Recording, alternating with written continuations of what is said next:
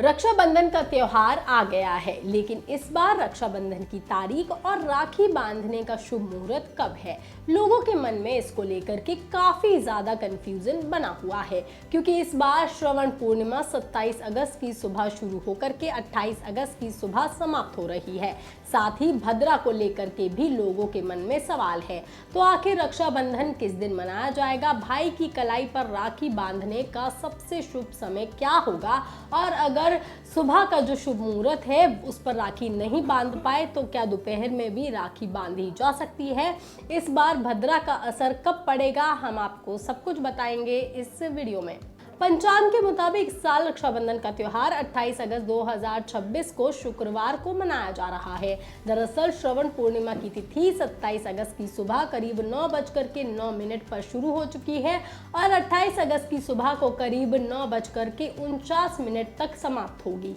यानी कि पूर्णिमा की तिथि 28 अगस्त की सुबह तक रहेगी और इसी वजह से इस साल रक्षाबंधन 28 तारीख को मनाया जा रहा है। लेकिन राखी बांधने का सबसे शुभ मुहूर्त सुबह 5:57 से शुरू होकर के 9:48 तक रहेगा। यानी कि बहनों के पास राखी बांधने के लिए करीब 3 घंटे 51 का शुभ समय होगा। मगर इस दौरान सुबह 7:33 से लेकर के 9:10 तक लाभ मुहूर्त रहेगा। यानी कि ऐसा मुहूर्त जिसको किसी भी शुभ काम की शुरुआत और लाभ प्राप्ति के लिए अच्छा समय माना जाता है। तो ये समय राखी बांधने के लिए सबसे खास है। वहीं उसी दिन 9:10 से 9:48 तक अमृत सर्वोत्तम मुहूर्त भी रहेगा। यानी कि ऐसा मुहूर्त जिसमें किए गए शुभ कामों में सफलता और सकारात्मक का परिणाम मिलते हैं। लेकिन अगर आप किसी वजह से इन मुहूर्तों पर राखी नहीं बांध पाते हैं तो घबराने की जरूरत नहीं है, क्योंकि नौकरी और दूसरी वजहों से हर परिवार के लिए सुबह राखी बांधना पॉसिबल नहीं है। तो वो लोग दोपहर को 12:23 से लेकर के 2 बजे तक भाई की कलाई पर राखी बांध सकते हैं।